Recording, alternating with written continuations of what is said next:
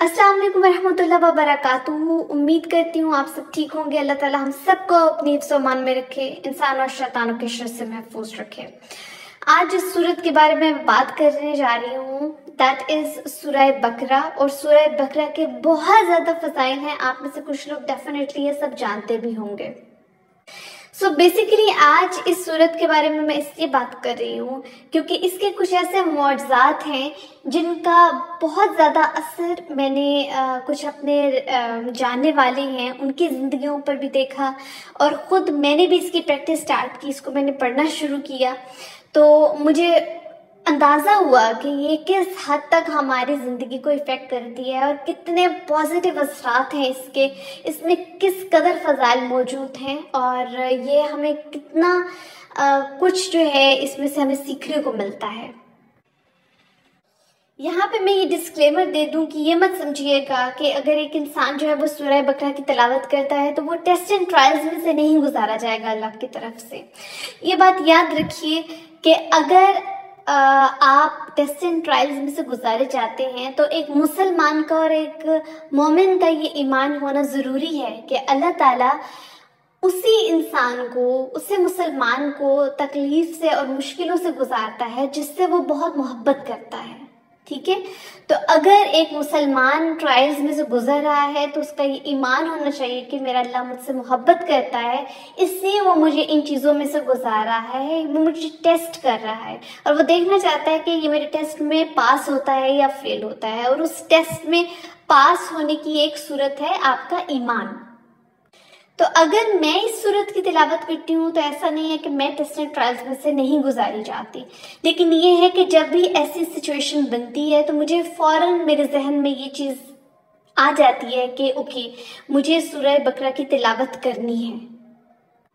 अब चूंकि ये सूरत बहुत लंबी है, ठीक है, ज़्यादातर लोग यही कहते हैं कि हमारे लिए आसान नहीं होता कि हम 2.5 पारा जो है वो दिन में पढ़ लें, लेकिन ट्रस्ट मी, मैं आपको एक यहाँ पे बात बता दूँ कि अगर तो आपके दिल में एक तड़प होना एक चीज़ को ख़त्म करने के लिए कि हमने ये काम करना है, मैंने 2.5 पारा एक दिन में पढ़ना है या सिर्फ 1 घंटे के अंदर पढ़ना है, तो लिटरली आप कर सकते हैं।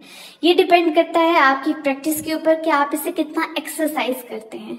पहले जब मैंने भी स्टार्ट लिया था तो मेरे लिए मुश्किल था, मैंने 100 पारा मुश्किल से 1 दिन में ख़त्म किया, ट्रस्ट मी, ठीक है। एंड देन आफ्टर दैट उसका बाकी हिस्सा जो है वो से अगले दिन।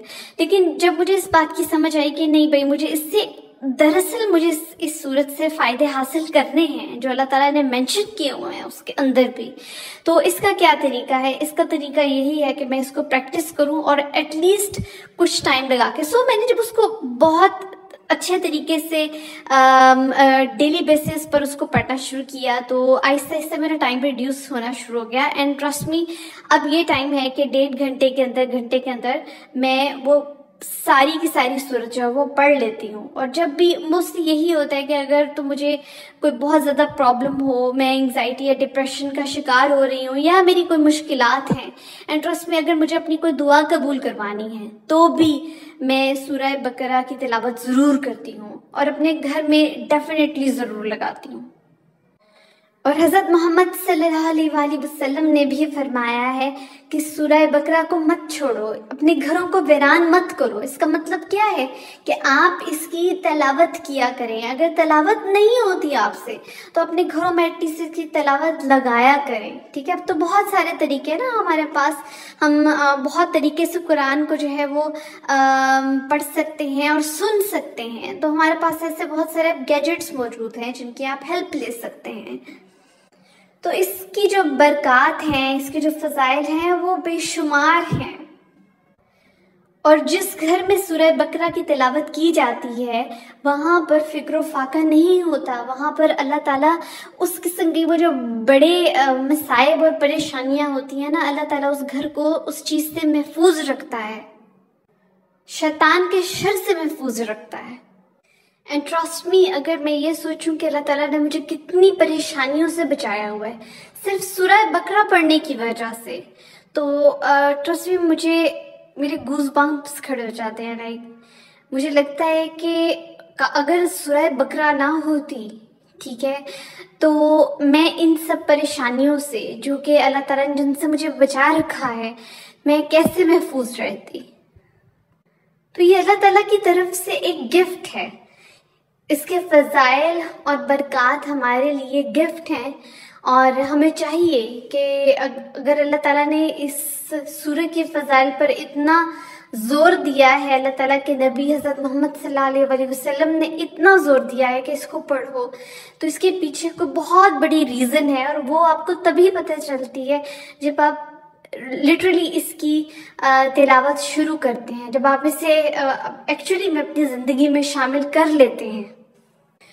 और रसूलुल्लाह सल्लल्लाहु अलैहि वसल्लम ने ख़ास तौर पर फरमाया कि इसकी तिलावत करो, इसको पकड़ कर रखो, इसको छोड़ो मत। और अगर तुम इसे छोड़ देते हो यानी इसकी तिलावत नहीं करते हो, तो वो इंसान जो इसकी तिलावत नहीं करता वो हसरत का शिकार होगा। किस दिन हसरत का शिकार होगा?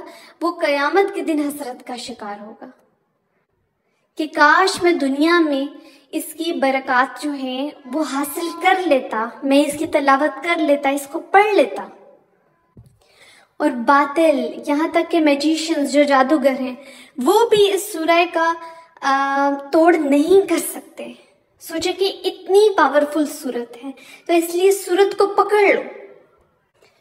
और ख़ास तौर पर जो इसके आखिरी 3 आयात हैं, उनके लिए ये कहा जाता है कि अगर इसकी आखिरी 3 आयात को अगर आप याद कर लेते हैं या आप उनको ही रोज़ पढ़ते हैं, तो ऐसा इंसान जो रोज़ाना इसकी 3 आयात को पढ़ता है, आखिरी 3 आयात को पढ़ता है, वो कभी भी अपनी ज़िंदगी में माल की वजह से नाखुशगवारी नहीं देखेगा।